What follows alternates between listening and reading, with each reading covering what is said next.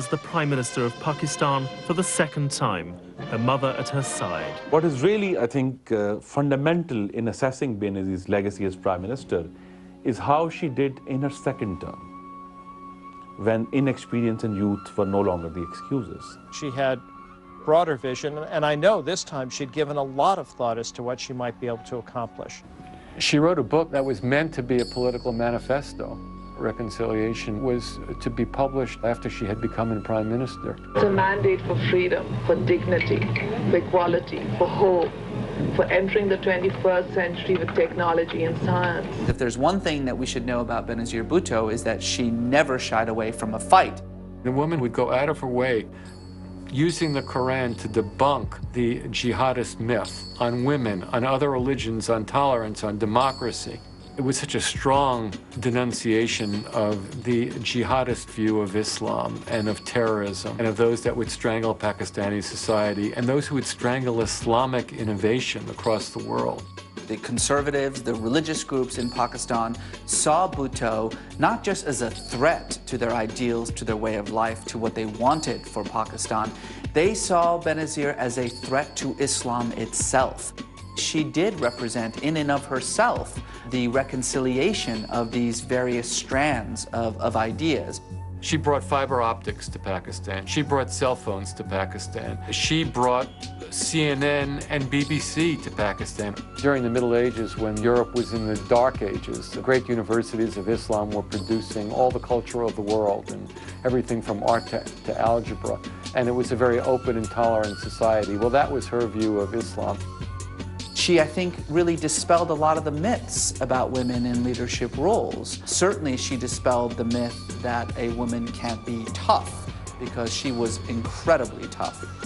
As someone who claims to be a feminist, she was traditional. This is a woman who didn't shake hands with men, and who covered her hair, and who believed that women in a certain post should be married. She got so many women to start acting and start going into and making a change and trying to make a difference. She wasn't a feminist. I mean, I don't know why people think she was, but she wasn't. Benazir does not repeal the Hudud ordinances. And the Hudud ordinances are the most violent pieces of legislation against women in this country. Considering the fact that Benazir had to overcome these Sharia ordinances that so profoundly affect women, it is a miracle that she rose to the position of Prime Minister. The reality was that she needed this support of one of the religious parties to stay in power, and they would not have supported removing this. Maybe she was right, you know, that you needed to operate according to political realities. It was moderation, to have in Islam an alternative to this radicalism, to have a kind of Islam where a woman could be elected head of one of the largest and most powerful Islamic countries. Murtaza and Bibi have a falling out long time ago. I've had political differences with my brother right back to 1981. He led one kind of political movement, and I led another kind of political movement. Now, Murtaza chooses to come when we are in government, and there are pending cases against him in all of Pakistan. My mother herself was telling me from the beginning that you must come back and face the cases in court. There were over 100 cases that Zia-ul-Haq had filed against Murtaza and Shahnawaz, anti-state activities. I said to him and my mother that you do know that if you come back now, the law of the land requires that you will have to go to jail. And they both said yes, and they were prepared for that. He returned to the country in November of 1993, and he was arrested at the airport. He spent 8 months in prison in Karachi, clearing his name through the courts. The second time she came to power, she was much more confident, but by that time she'd changed. I felt that she'd changed a great deal. She was a figurehead, because power was the end goal. When you look at Benazir Bhutto's governments and Benazir Bhutto's policies, that's the only thing that is constant. Accusations, accusations, accusations. And I say those accusations were lies, they were unfounded, Of course, I had the reins of power. I was Prime Minister. It was a more aggressive government than the first, having lost power once before, having been denied her right to rule. Benazir did not take the same chances the second time. The corruption was more extensive and it was grander. This is all part of a smear campaign against her.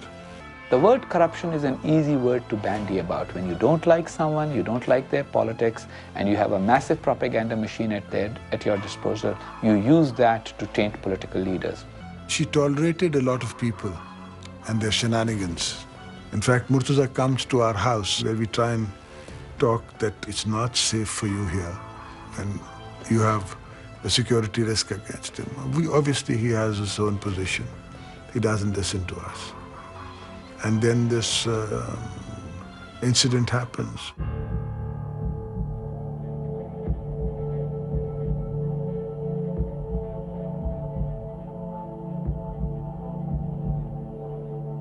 We were waiting for my father to come home and we heard the firing.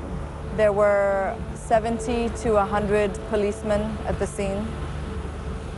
They were in sniper positions in the trees. When he exited, they started firing.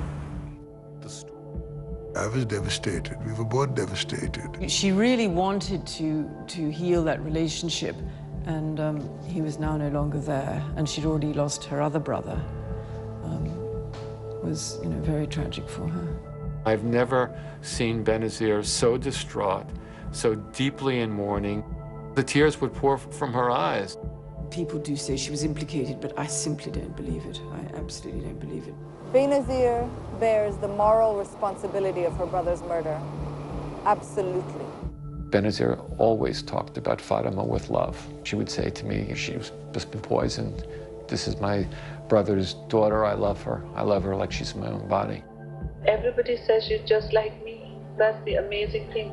I still send them love and prayers and hope that one day their eyes will open. I really feel that his daughter keeps blaming my sister, but really she's blaming her for my brother's not being successful. I mean, if my sister wasn't in politics, there would be no question. There's no article that I've read about my niece where it doesn't say Benazir Bhutto's niece. It never says Zulfikar Ali Bhutto's granddaughter. It never says Murtaza Bhutto's daughter. My niece is nothing without Benazir. She's coming out of her hurt, so I can understand that. Murtaza's widow accused Benazir's government and her husband Asif Zardari of the murder. Benazir alleged the President Farouk Laghari had had a hand in it. Relations between the Prime Minister and the President had reached breaking point. In November, the President dismissed Benazir's government. Nawaz Sharif was himself Prime Minister for the